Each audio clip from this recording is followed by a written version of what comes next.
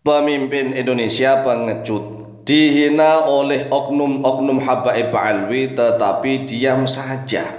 Ini seolah-olah menggambarkan bahwa pemimpin-pemimpin Indonesia pengecut tidak berani bertindak tegas terhadap oknum-oknum Habaib Alwi yang telah jelas-jelas menghina dan melecehkan bangsa Indonesia.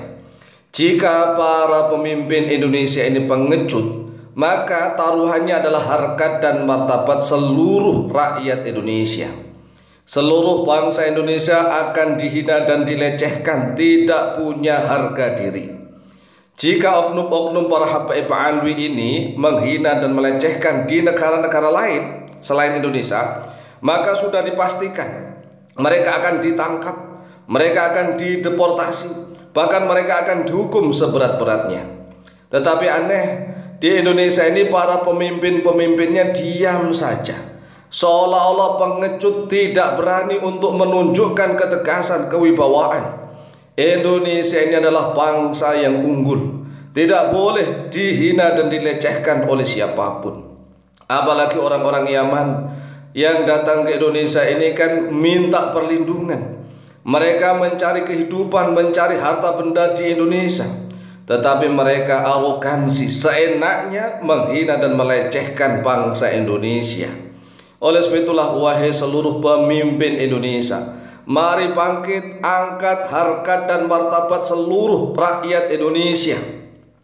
Pemimpin Indonesia bukan hanya presiden, bukan hanya wakil presiden, bukan hanya gubernur, bukan hanya bupati wali kota, bukan hanya camat, lurah, kepala desa, tetapi juga pemimpin-pemimpin spiritualitas, pemimpin-pemimpin agama, tokoh-tokoh bangsa. Ini semuanya harus bertindak dengan tegas. Seluruh pemimpin-pemimpin tertinggi di organisasi manapun di Indonesia harus bersatu bertindak tegas untuk menindak tegas para oknum-oknum Habaib Alwi. Mengapa? Karena arogansi oknum Habaib Alwi telah menghina dan melecehkan bangsa Indonesia. Buktinya apa? Buktinya dalam video yang cukup singkat dan pendek ini kami hanya akan menyertakan dua bukti saja. Yang pertama yaitu bukti Habib Utsman bin Yahya dalam kitabnya Manhajul Istiqomah Fid Dini Bisalamah halaman 22 hingga 23. Habib Utsman bin Yahya, mufti Belanda ini mengatakan bahwa semua pejuang bangsa Indonesia, bangsa pribumi yang melawan penjajah Belanda adalah pengacau, perusuh, pemberontak, bukan pahlawan, bukan pejuang, tetapi pemberontak, pengacau dan perusuh. Karena jihadnya gurur tidak sah. Ini adalah penghinaan dan pelecehan terhadap seluruh pejuang dan pahlawan dari bangsa Indonesia. Jika seluruh pejuang dan pahlawan dari bangsa Indonesia ini yang berjuang melawan Belanda dikatakan sebagai pengacau, perusuh, pemberontak, ini kan kurang ajar. Nah, anehnya para pemimpin Indonesia ini diam saja, kan aneh. Ini jangan terlalu pengecut. Bangsa dan negara kita harkat martabatnya diinjak-injak oleh oknum-oknum Habaib Alwi. Harus bangkit.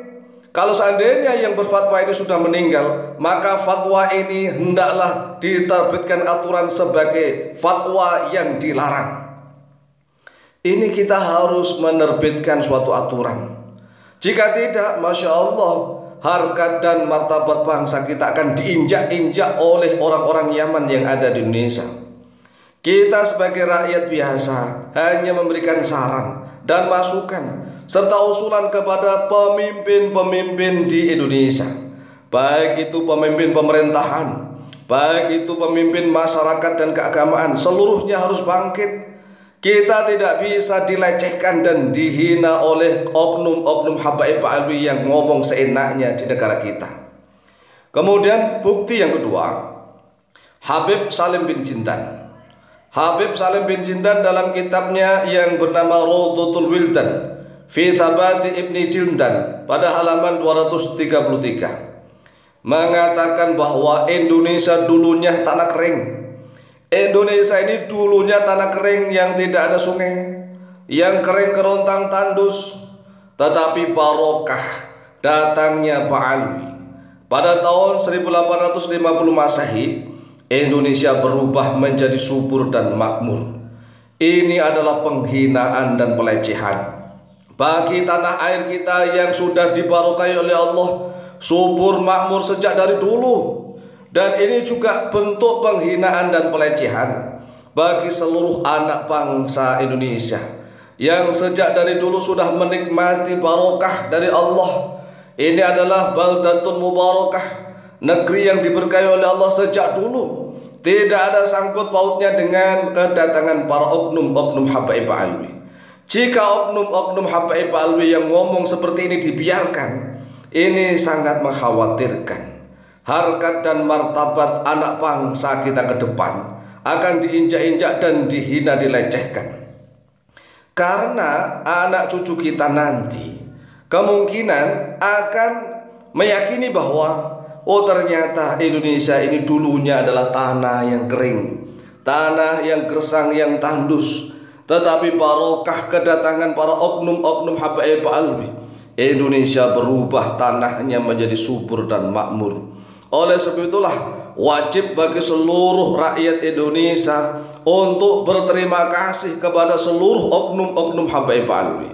Bahkan kalau perlu, seluruh rakyat Indonesia nanti akan sujud menyembah kepada para oknum-oknum habaib alwi, karena mereka dianggap sebagai dewa penolong. Karomah mereka bisa mengubah tanah Indonesia yang dulunya kering kerontang, yang dulunya tandus, yang dulunya gersang, berubah menjadi tanah yang subur, yang adil makmur. Ini kan sungguh luar biasa.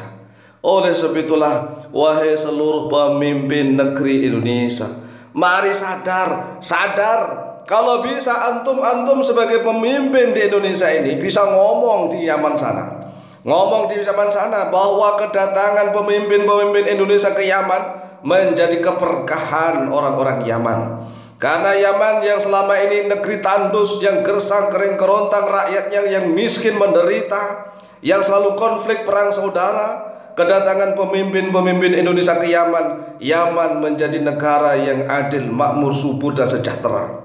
Kalau bisa begitu, itulah pemimpin yang dibanggakan oleh seluruh rakyat Indonesia. Jangan menjadi pemimpin yang menjadikan keprihatinan para pejuang-pejuang kita terdahulu. Para pejuang kita terdahulu sudah berjuang mengorbankan segalanya. Nah, kita sekarang ini menjadi pemimpin harus tegas menindak oknum-oknum habaib alwi yang ngomong seenaknya. Demikian, semoga manfaat dan barokah. Wallahu ta'ala a'lamu bishawab.